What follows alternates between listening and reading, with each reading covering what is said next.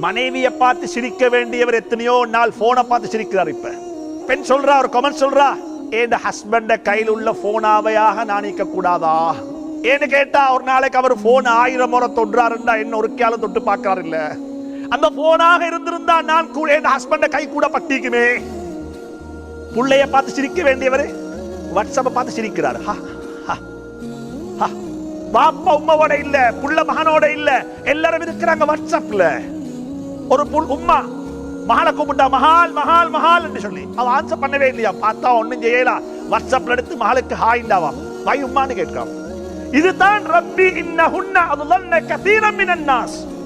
எல்லாருக்கும் சொல்றேன், எனக்கும் சேர்த்து சொல்றேன்.